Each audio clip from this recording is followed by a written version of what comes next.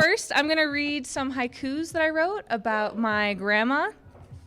So, they are as yet untitled, though I see them kind of as a series. The miracle of VapoRub, the cure for all ills and colds. She taught me this first. I remember how quick her voice was, but the words are forgotten now. Her fingers wrinkled, where her rings enclosed the skin, hands small and greasy. Fruit trees and roses, hummingbirds in the garden. It was my jungle. I was too young, so we never cooked together. Then she was gone. Okay. This is more about my grandma. Grandma's house in Mexico City. Did you ever see it? They told me she had a monkey. Her house in Mexico City, where she had a chicken farm. She also had a butler and a maid, and Grandpa remembers a few other workers, but it was long ago. Her house in Mexico City, where she had a successful chicken farm. She was her own boss. She was a young woman living on her own, except for the servants, living off her successful chicken farm. She had tiled floor, they say, and banana trees that hung heavy with fruit.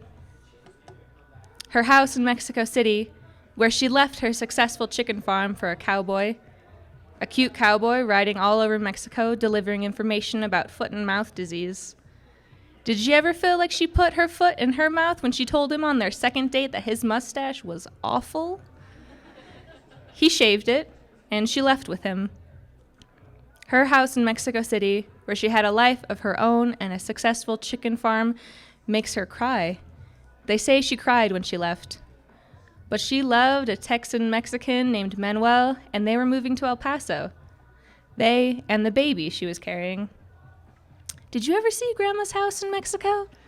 They told me she had a monkey. They told me she had to leave the monkey there. She couldn't bring it with her to America. Okay. She was a painter, a sculptor, a seamstress, a chef, a carpenter, businesswoman. She had a shed out back of the house she built and renovated over and over. After she died, I went in there. There were tiny pots precisely painted in geometric patterns and earthy colors. There were Walmart bags of fabric, the patterns faded and stiff. But I recognized a gingham in blue and brown that she made a dress with the Christmas before the stroke that shook her eyes and hands, her eyes brown like mine. Okay. Thanks. All right, this next piece is something that I wrote in response to the lays of Marie de France, who wrote a lot of really interesting, lovely stories, but the female characters often get a little bit shafted at the end. So I tried to change the end to recognize an ending and a story that I would want to hear. It's about, the lay is called Yonex, and it's about his mother, though the mother is never actually named, so I've just titled it Yonex Mother. Before he was born, Yonex Mother lived in a high tower with only a husband who hoarded her there and never let her leave. He was a loveless and jealous man, so she was a forsaken and lonely woman. Until a prince, disguised as a hawk, flew into her high tower room. Yonex Mother had wished and wished and wished for companionship, for love, for someone kind. Now she gave herself gladly to the hawk prince, and in offering, found herself. She rose from the bed, reeking of the sweat from their thighs, steam rolling off her body like salty sea foam.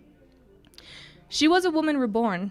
Her happiness was obvious to her husband, and he fueled his impotent passion into fashioning steel stakes to catch his wife's lover. His traps were true and deadly. The breast of the poor hawk prince was pierced by the cold steel, and he fell. She threw herself from the window, toppling end over end to follow her love down. She followed the pitter-pat blood splat that led to a cold stone room miles from her high tower. The hawk prince lay gasping and pale on the ground. She cradled his head, wiped his brow with a trembling hand, and he pressed first a ring into her palm. This will cause your husband to forget the affair. He won't remember your betrayal. You will be free. She stayed silent as he mustered his last strength. Take my sword and give it to the son you carry. He will avenge my murder. Let no other man carry the sword. She pressed a final sorrowful kiss into his clammy cheek and felt his last breath dissipate. Yonex Mother fashioned the sword around her waist and traded that ring for a horse and steel breastplate. The sun glinted off her metal-encased chest when she glared down the blade of her sword at her husband. He found it easy to forget the affair when he discovered his fear. And Yonex Mother finished her days in a castle with her beloved son, the sword an easy burden to bear. Okay. Ooh.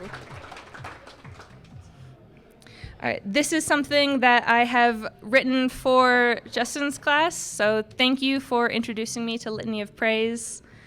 It's called Blessid Girls, featuring the illuminated bagel bites. All right.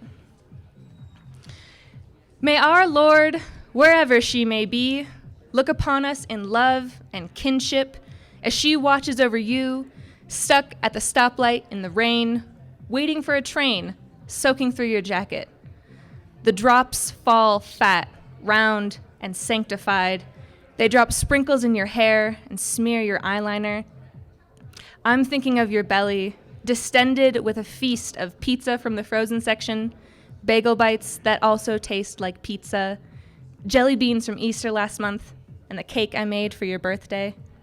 This blessed dark chocolate Hershey fucking pudding cake with berry moscato champagne frosting that I literally whipped up for you as you watched, smoking from atop the counter, eyeing the rest of the champagne.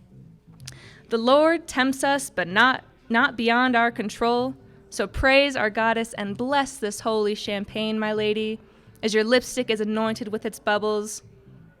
Greed is a sin that we came here for, with a helping of sloth, and I count my sins on your toes with pride counted twice, since I'm proud of this fucking cake, this feast, and your round belly, as I'm proud of you for the way you crushed, owned, obliterated, and annihilated that depressive mood from earlier in the week. You gave yourself to Our Lady of Sloth and the Holy Manic Mother. Deacons Ben and Jerry saw you through this trial. May we praise the tireless work of this congregation, and Zoloft and Bubba Kush most of all. Blessed be the rain that tears down in torrents, drips into your shoes, and caresses your cheeks. Make the sign of the cross, kiss your knuckles, and throw up deuces, that it may ground you in the faith. I find my faith in your steady hands that apply the most righteous winged eyeliner, and in the immaculate image of your lipstick. May we learn to recognize the divine that she put in the world in all her living creatures, especially the ones who will wait in the rain, offering up righteous and immaculate sacrifices to our Lord, without cursing the name of those in the congregation who are stuck behind trains. May we ask the holiest, heavenliest, heaviest of spirits to come into this place and anoint us with her love. Your body is a temple, so fill it with the offerings from your sisters, with Hershey cake, with fairy lights. Paint the outside with the makeup they told you not to wear, and you have to wear, so it shines. Drape the walls with the dresses I outgrew and gave to you, that you will give again to the young sisters to continue the good and holy work. Let these precious girls hear the voice of the Lord in every hymn of the blessed top 40 pop hits, that their voices may be eternally pleasing to her on high, high as their high-waisted shorts, crop tops, and other sacred accoutrement. Blessed be girls. Blessed be girls, sisters of the Holy Order of Vanity, bishops and babes, their most reverend. Use your gifts to excite this congregation, to show the way of Our Lady of Perpetual Optimism, Our Lady of Graceful Puberty. May you find in your image and the sanctified selfie the illuminations of Instagram, and the sacred Snapchat, her holy image forever and ever. All right.